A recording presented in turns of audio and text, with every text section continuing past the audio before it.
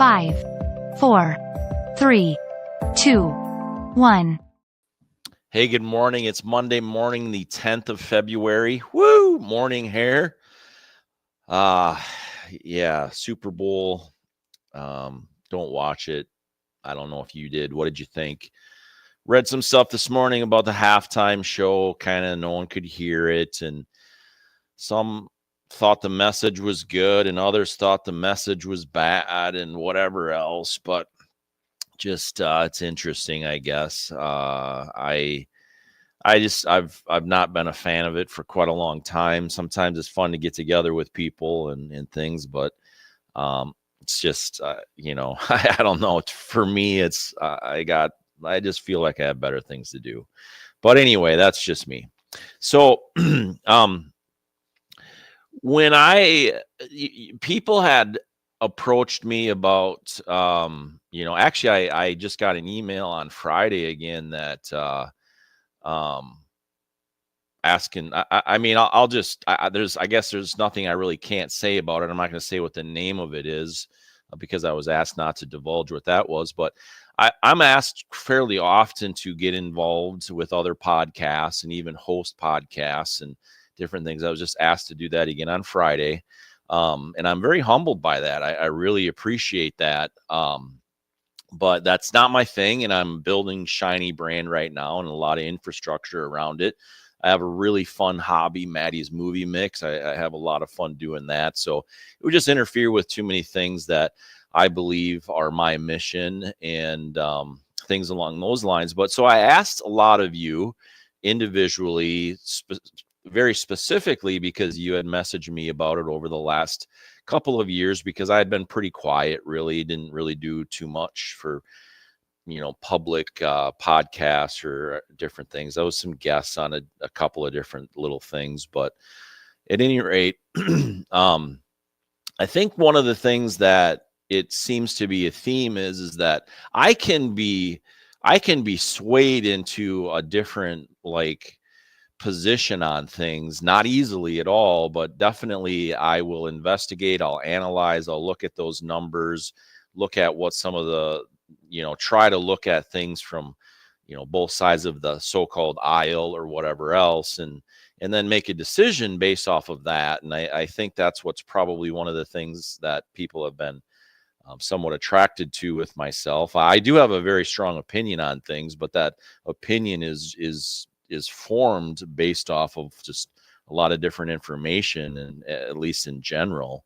But I was asked to do by several people to do a segment on deportation, immigration, all that kind of stuff, and some very specific things in that, like how, what are my thoughts on how I think it affects us economically from both sides of it, like what it costs to have people come in and what it costs to, deport people and all those different things. So I want to start with these numbers, and we'll see where this progresses.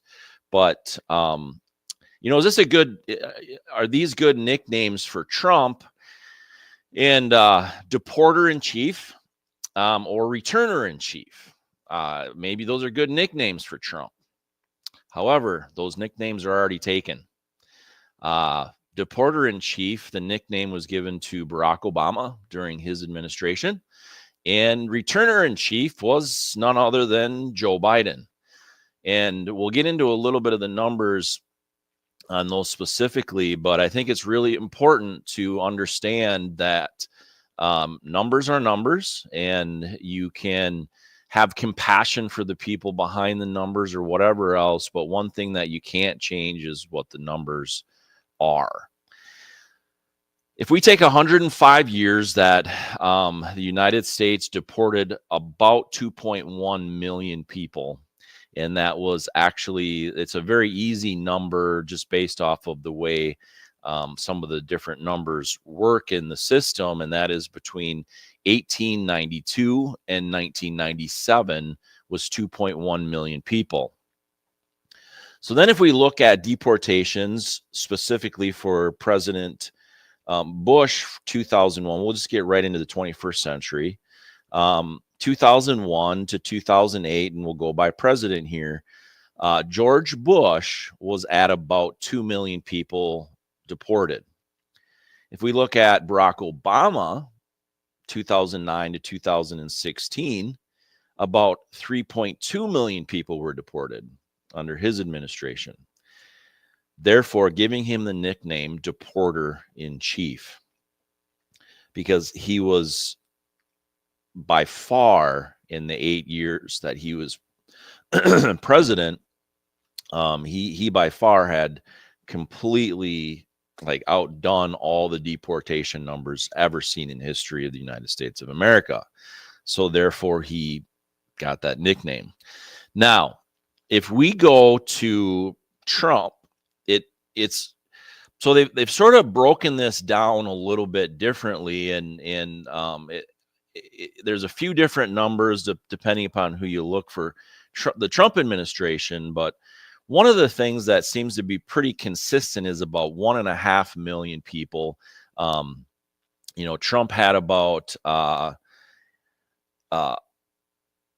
let's see, 800,000 deportations in his first 3 years.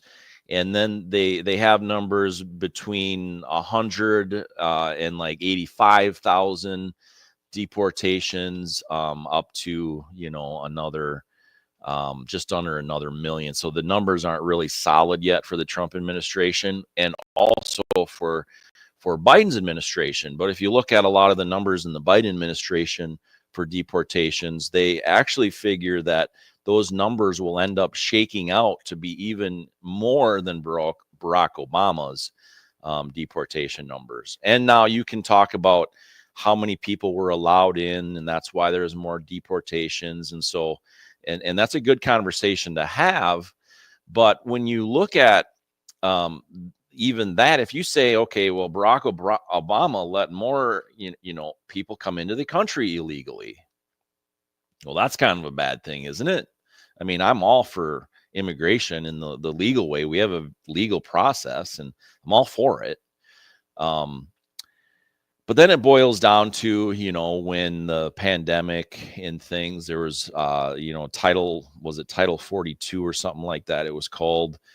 And that was, Biden scrapped that. And so there was basically opened up the floodgates, whether you believe it or not. I was actually down on the border. I saw several areas with my own eyes during that time, and the kind of people that were literally living along the streets and under bridges and everything. It was quite a sight.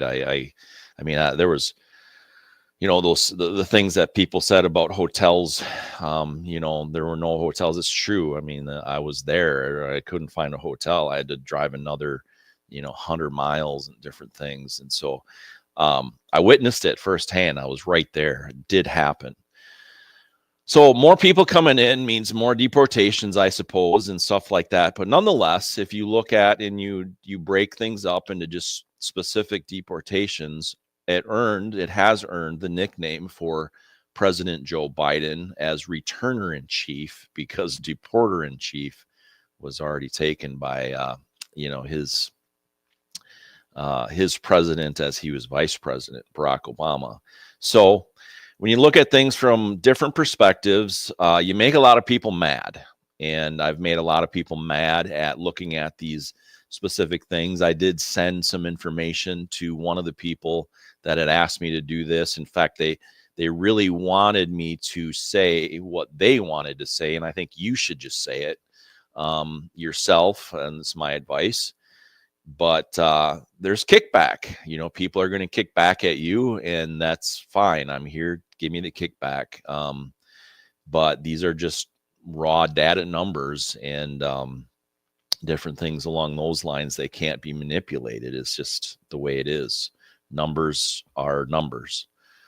You can basically try to change terminology. You can change whatever you want and words you want to use, and not call them. You can call them undocumented, but they're still illegal aliens according to the law. You can say the law applies to everybody. Nobody's above the law except for well, then, that's bananas. So anyway, we're going to leave it at the deportation list for today. I hope it helps. I don't know sometimes where to go with this because, you know, I've made people pretty angry with some of the statistics I've looked at and some of the thoughts I've had. But I want to say that I'm trying to connect answers with the truth, and I truly am. And sometimes I'm going to get it wrong, but sometimes I'm going to get it right, and that's going to divide. But only if you make that choice to divide it. So I'll leave it there. Have a great Monday. So it's done. It's done.